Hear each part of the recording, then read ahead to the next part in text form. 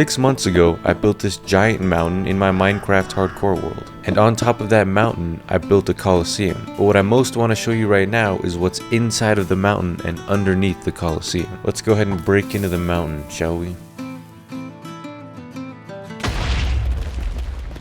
Okay, I thought the TNT was going to explode the floor below me and I was going to fall into the abyss of this mountain. And it was going to be super dramatic, but obviously that didn't happen. And so that looked kind of dumb. But regardless, as you can see, inside of this mountain, there is a whole lot of nothing. Just ground, as you would expect. But don't worry, we're going to build a city down there. Let me just repair this floor first. So first off, let's make a little entrance. Wow, it looks okay. Except for these guys, it looks so cool in here. Get back. We're gonna have to light this place up. Let's do that first. Actually, let's grab some torches and light this place up. If you didn't know, these windswept hills biomes are a fantastic place to find coal because it's just exposed all over the place. Alright, that should be way more than enough coal for the amount of torches we need to light this place up. Hopefully after doing this we won't be getting shot in the face every 5 seconds by a skeleton while we try to build this thing.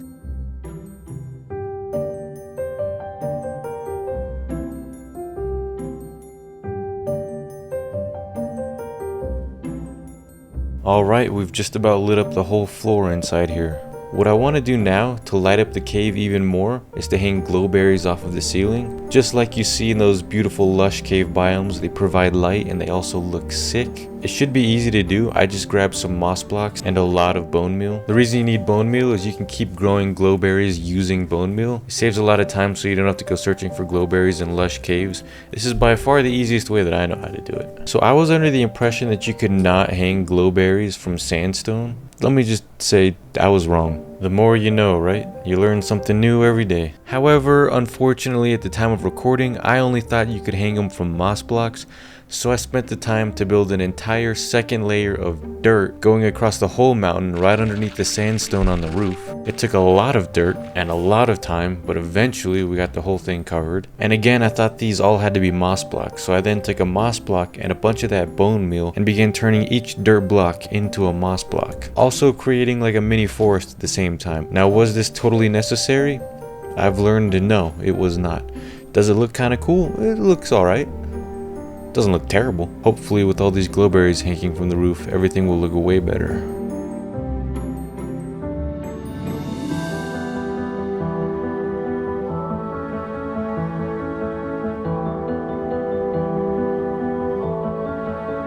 So we have completely covered the area. As you can see, they're already growing. I don't know how long they grow, but I do know they stop at some point. They're not going to reach the ground, but I'm really liking the way this is turning out. We're going to need lots of spruce wood, so again, this bone meal is coming in handy when it comes to growing and regrowing all these spruce trees after I mine them. The reason we need all this wood is because we're going to make a staircase going from the bottom of the mountain to the top on the inside. So whoever's inside can go up to the top of the mountain without having to go to the staircase that's already on the outside of the mountain. We're going to keep it nice and simple and just use fence posts and slabs and see how it looks.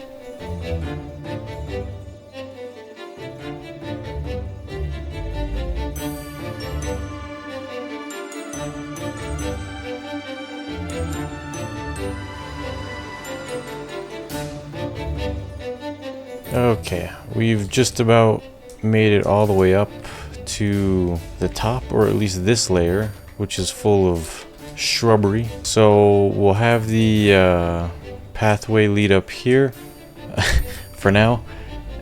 Maybe we'll do something more with it later. Not entirely sure, but for now this is fine. And that's pretty cool. We need to find the center of the inside of this mountain, which I'm going to do using dirt. And unfortunately for all my nature lovers out there, these trees have got to go. And now that we have the center, we can build our central structure, which is going to be like the main circular gigantic structure in the middle of this city. I kind of have an idea of what I want it to look like, but also I don't know how it's going to translate when I actually try to do it. So you and I are both going to see how this goes together. I've outlined 2 more circular walls that are going to go around the center structure, and those will create kind of like a pathway, and then we'll connect the outer pathway to the center structure. I guess in some ways this is kind of giving off castle vibes, and while this build isn't necessarily supposed to be a castle, I can already see some resemblances. But we'll see if that actually turns out being a good thing or a bad thing the more we get into this build. Now, if you look carefully at the height of the outside wall compared to the center structure, it only goes maybe a little more than halfway up. And the real reason for that is because I ran out of materials and I didn't want to go mine just so many more to make them level. So we're putting bridges in from the outside wall into the center structure, and we're gonna, you know, adapt and see how that goes. Also, for the columns of these bridges, I'm using like a cross-sectional design, I guess is how I would describe it. I don't know, I just thought it looked pretty good. Now the center structure is going to be a bunch of columns that kind of morph towards arches at the top. On top of that, we're going to take a sphere, cut it in half, and make a dome style roof. I'm trying to give this center building a grandiose feel. The most important structure in here, the nucleus of the cell, the cheese of a grilled cheese. It was about here when I remembered you can buy glazed terracotta, which has some pretty sweet patterns, and I think I just figured out what our ceiling is going to be made out of.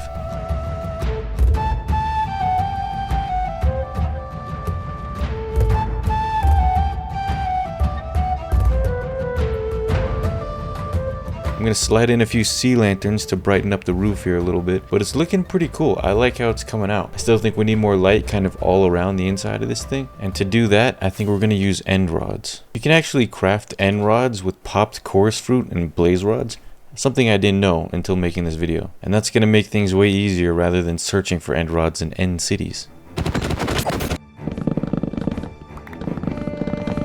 To turn chorus fruit into popped chorus fruit, it's really simple. All you have to do is just smelt it. And then using chains coming down from the ceiling, we're going to hang the end rods to add more light around the whole inside of this building.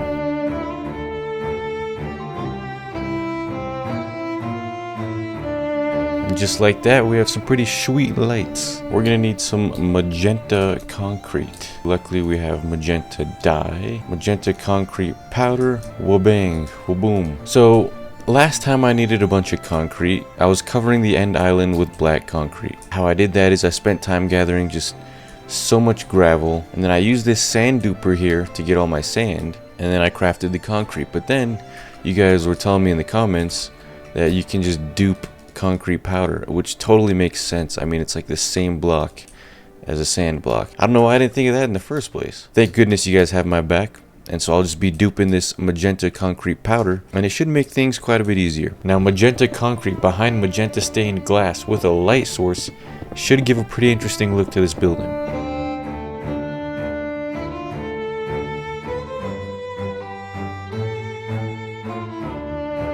Here's the thing, it's a little bit too dark. As you can see, it looks pretty sick when you're up close, but then it just gets super dark towards the top, and it looks worse from farther away. So I tried lighting up the top also, and I think that looks better as far as lighting goes, but the sea lantern blocks don't fit right in this structure, just sticking out like that. So we're gonna have to find a way to cover those up.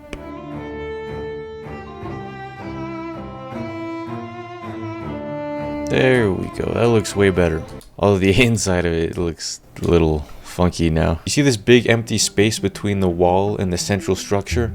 Well, there's 4 of these big empty spaces that need to be filled in, and I want to fill them in with a bunch of floating houses. Not like actually floating houses, they'll be connected to each other. Think of it like an interconnected floating village thing-ish.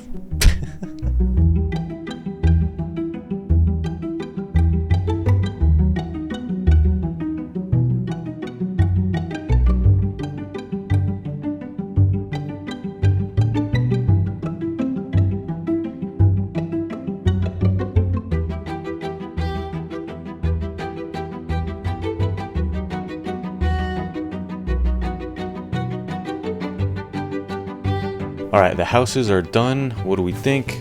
Just kidding, that was a joke. The houses are obviously not done. They still need roofs on them. I'm not going to go too much into detail, but I'm going to at least finish the outside skeleton of the house. And for the roofs of these houses, we will be using materials from the Nether Warped Forest. The blue might be a good contrast for everything else. I don't know, I didn't check the color wheel, but we're going to go for it. It was as I was putting in the roofs of these houses that I realized I probably should have elevated the height that I made them at and alternated the heights between them. I think that would have looked way better.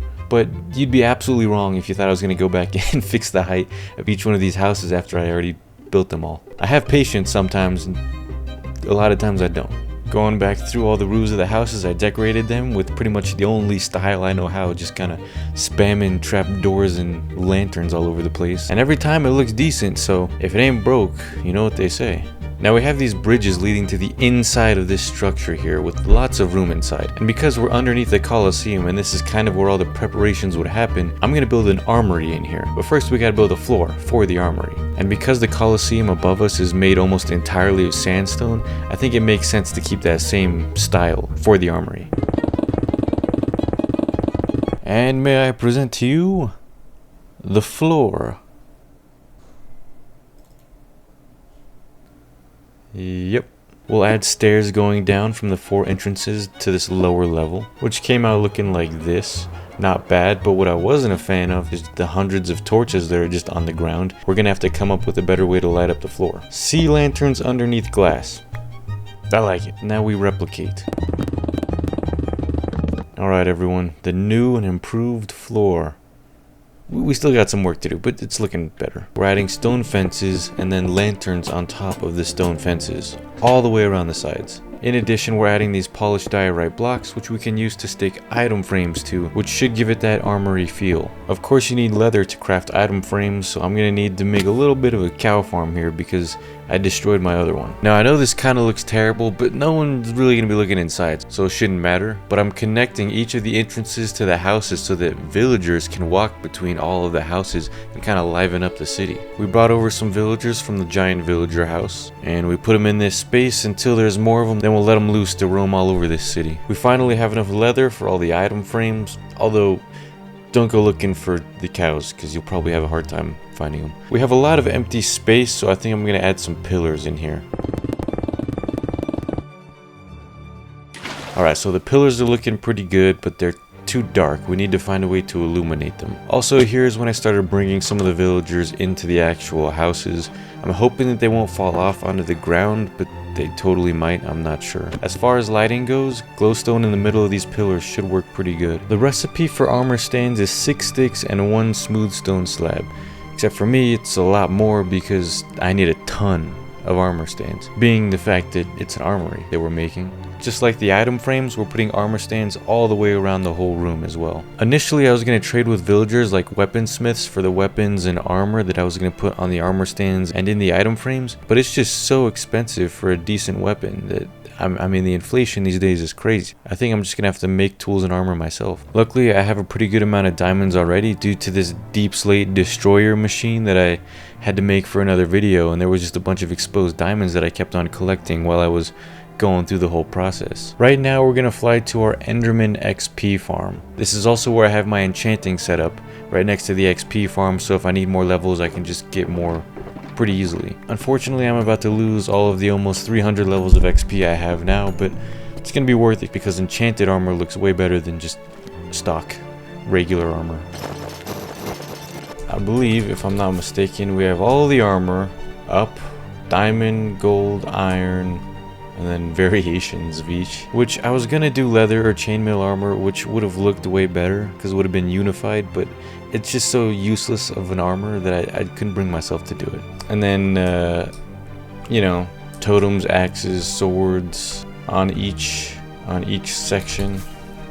And then again, underneath here is just kind of random tools. I mean, it kind of works out. If you didn't want someone to be too stacked, you could just tell them to go pick a random set of armor. And in the upper level will be one set of basically fully maxed out netherite gear with pretty much the rarest stuff that I could throw on there. And by that I mean like the silence armor trim on this chest plate. It drove me almost insane trying to get, because it only spawns in chests in ancient cities and it only has like a 1.2% chance of spawning in one of those chests, and there are only like 5 to 10 chests in an ancient city. And I'm not even like an armor trim guy. Most of the time I can't even tell the difference between them.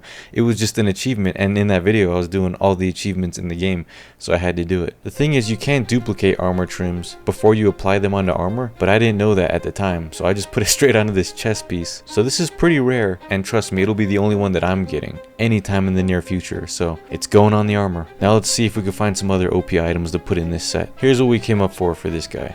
a very good sword, an enchanted golden apple, an unbreaking shield, and a very good bow. So if you happen to get this set, you're probably going to do pretty well in the Colosseum games, or whatever happens upstairs.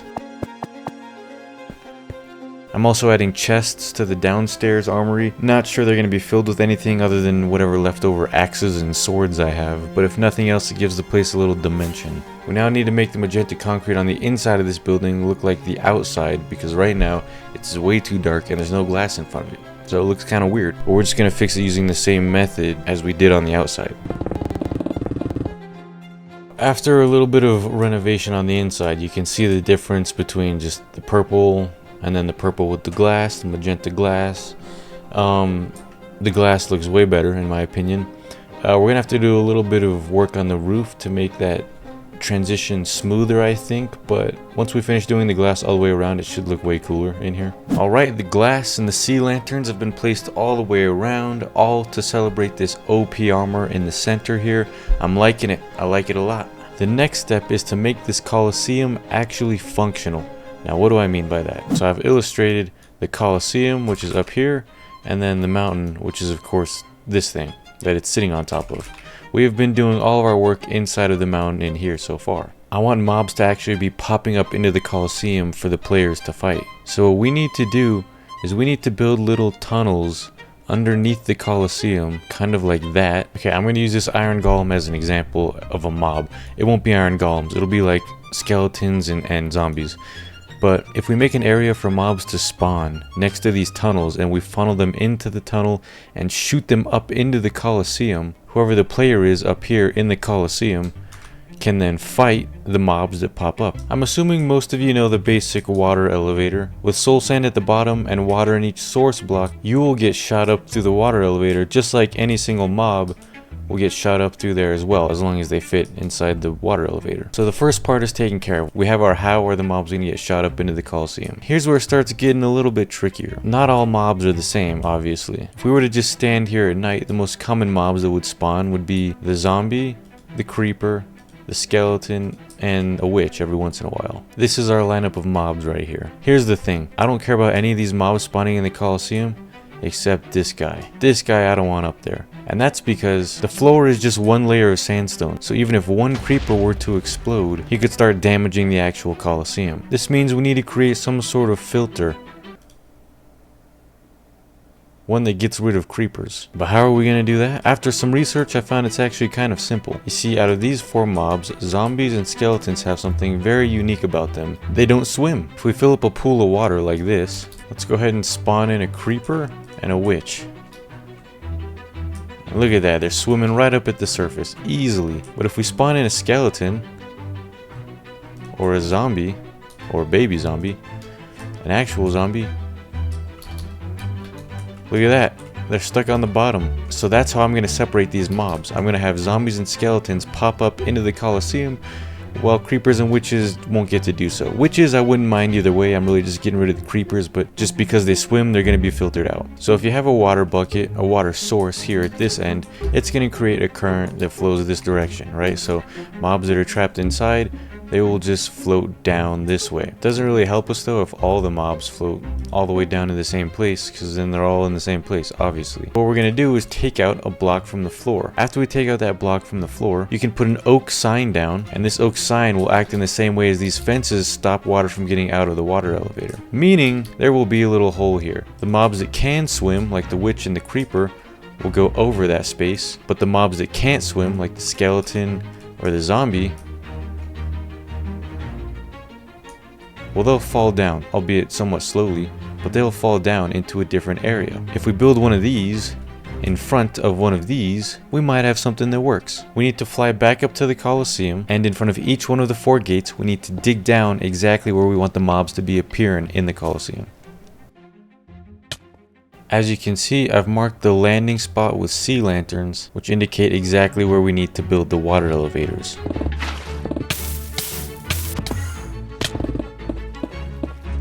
This redstone clock hooked up to this piston is an integral part of this machine used to push the mobs into the water elevator, because a lot of times I can get the mobs close within one block, but they don't want to actually walk into the water elevator by themselves, so we got to push them with this piston. But let's kind of test out how the whole thing would be. So the whole thing ideally would go, the mobs get funneled into here. You can see there's a trapdoor gap right here. The mobs that don't swim will get sucked down. The mobs that do will keep on moving forward and hopefully just get burnt up. Like I said, the mobs that don't will get sucked down to this level where they will continue to be pushed this way. And then drop down here. And then finally they will get pushed down here into the piston, into the trapdoor, into the water elevator, and then boom, where they can fight for their lives. Hopefully it works. Hopefully it works. We'll see. Here is our on and off switch. I'm putting 2 sticky pistons against the glass blocks that are right next to where the mobs will be flowing down their water slide. So here's the basic idea of how this on and off switch works. Right now it's off because the sticky piston is pushing the glass block in front of the water flow, which is stopping, you know, the water flow. But we turn that off, the water flow continues, the mobs go on their merry way down to fighting in the Coliseum, and then whenever we're ready to stop it, we just push this back again, and no mobs can enter in. For the Coliseum though, I'm not going to want to go to each piston and turn it on and off manually, so I'm connecting each of the pistons from all 4 sides using redstone to one lever that's going to be in the stands of the Coliseum. And as you can see, I have a ton of room underneath the stadium of the Coliseum to do a bunch of redstone work. I didn't quite know where to put the lever. I wanted it to be somewhere where you could flick it and then watch the fights take place. So I put it right here. Probably not the safest place because any bystander could flick the lever. But you know, it is what it is. We'll enforce a serious penalty for flicking the lever. So let's go see if it worked. Alright, let's see. Boom! I get very happy when I do redstone things right in this game. Even if it's like the simplest thing you could do, I'll still find a way to mess it up if it's redstone. But everything seems to be in proper order. Sweet. I am having a little bit of trouble with this redstone clock design, and that is that it stops working. I think it has to do with me leaving the render distance and coming back, which maybe freaks it out. I don't know, it's just a guess. But I'm gonna have to find another design because I'm planning on leaving this mountain and coming back quite a bit in the future, so we need things to be operational. This is a different type of redstone clock, which should work, and I think it should be more reliable when it comes to leaving and reloading in chunks, because it relies on us throwing in an item into these hoppers which are pointed into each other. So the item gets passed from this hopper to this hopper to this hopper to this hopper, and that gives redstone signals to push this redstone block back and forth, which will then activate this piston. Let's see. It seems to be working for the most part. This is more what it's supposed to look like, pushing the redstone block back and forth. If you look in the hopper, you can see the stone is just getting passed back and forth. Pretty cool. I don't want all this redstone stuff just exposed in the roof of like the city, so I'm gonna cover it up with stone. The whole mountain is made up out of stone, so I'm sure a few stone accents coming down from the ceiling won't look too out of place. Alright, that is one full mountain. Except for this part. I don't know. I don't know how I missed this whole section. All right, the mountains coming out of the roof. There's got to be better verbiage for that. The rocks hanging down from the roof, covering all the redstone, are in place. It took a lot. It took a lot longer to do than I thought, and it does look a little interesting.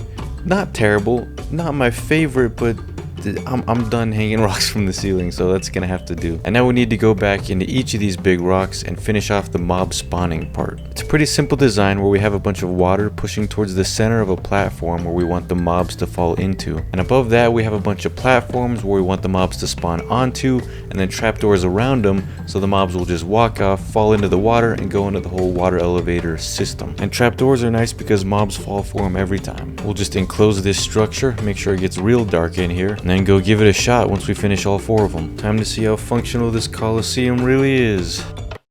Oh? What is this? No way! It's actually working! We got zombies, we got skeletons. You guys gonna say, no way.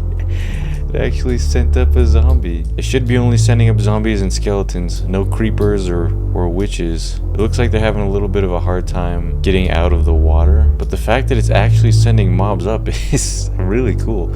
I did not expect that to work, even though it's not like super efficient. Like, it's not sending up a ton of mobs, but the fact that it's sending up any is more than I expected, to be honest. I'm not entirely sure how well the spawning is going to work at night, because mobs will have other places to spawn, which is fine, but you know, if they come out during the daytime, they're gonna burn. I didn't really think about that. So hopefully the spawning does work at night. Man, we got to get you guys out of the water. We could make a little piston system pushing them out. Yeah, let's just do that. That should be pretty simple, actually. Behind each of the sections, we're gonna put another one of these redstone clocks, the same ones we use for the water elevator, and it'll have a block right behind the mobs when they pop up in the water that's gonna be pushing them out repeatedly. It's a little hard to see because it's black concrete, but let me just, if I replace it with a sandstone block and then start the machine up again, you can see that it's just pushing in and out. And so I'm assuming that this will help the mobs get out easier. Except I'm going to have the black concrete here, so you won't be able to really see it. The cool thing about this machine is if you throw more items into it, the slower it gets, because now we have a total of 3 stone in this machine, so it has to transfer 3 stone from this hopper to that hopper, and it slows down the pace, so it's not so rapid.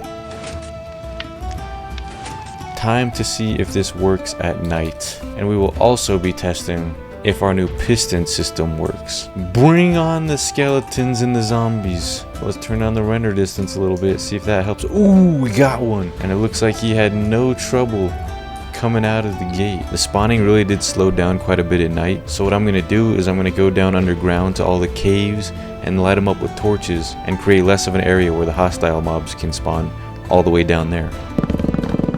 I've spent a pretty good amount of time lighting up as many of the caves as I could find down underneath the Colosseum. Let's go ahead and see if that improves spawn rates. Now let's open the gates, see if any pop up, any more than usual. Hopefully not less. Oh, we got more, alright. We got more. I do have to make a few adjustments to the timing of the blocks that are pushing the mobs out of the water, because some of them are getting stuck still. Did you get stuck on your way up? Just asking out of curiosity. I would say we definitely increase spawn rates by lighting up some of the caves. Now, this thought just came to my head. We could, you know, have a mechanism that closes the gates and lets the mobs, you know, build up once they actually spawn in and come up through the water elevators. So what if we had 2 levers up here? One to start the mob process flowing, and one that opened and closed like these gates here, so they would be stuck behind, and then we open the gates all at the same time. I like that. All we're gonna do here is wire 1 sticky piston underneath each gate that'll push up a block that'll block the mobs, and when we power it off, it'll pull down the block that'll release the mobs, and we will wire them all to a lever right next to the other lever, so it's extremely convenient. Let us see here if we did this correctly. You know, I was using sandstone because it blends in with the floor, but let's go ahead and use a different block. Here we'll put a glowstone, here we'll put a shroom light, and here we'll put deep slate bricks.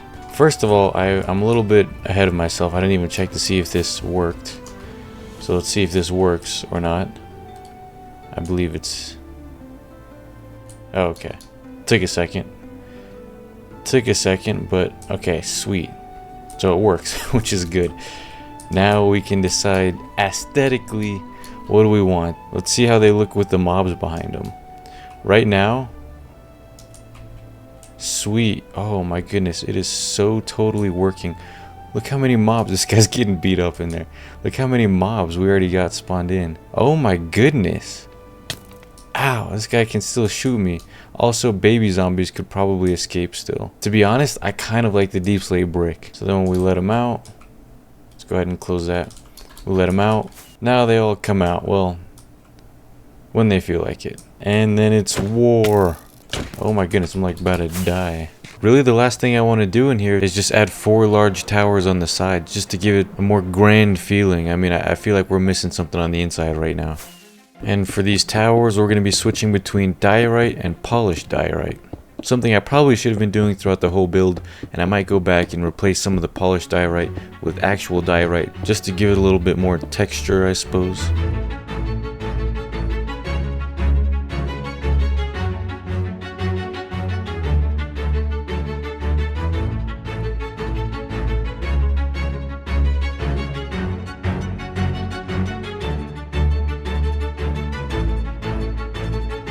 We made roughly a bajillion lanterns to light up these towers. It's a good thing we got an iron farm, am I right? I mean, I actually do like how the design is coming out on them though. Just not entirely sure what to put on top.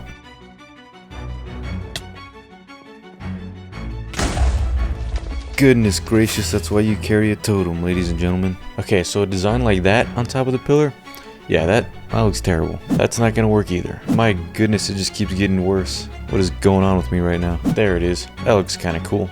Let's go with that one. I also added in a little staircase over here so everything's a little bit more centralized and the entrance just isn't some like random corner of the mountain. And finally I added this little launcher with wind charges and 4 dispensers pointed in towards each other. So if you're in the armory and if you want to get up to the upper level where the special armor is, you just stand here and click this button.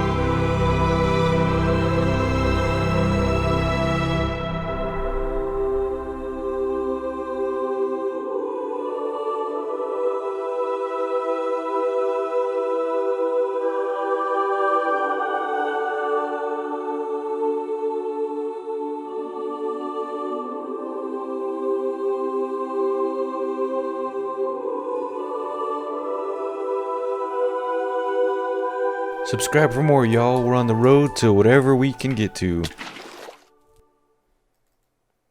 Whoops.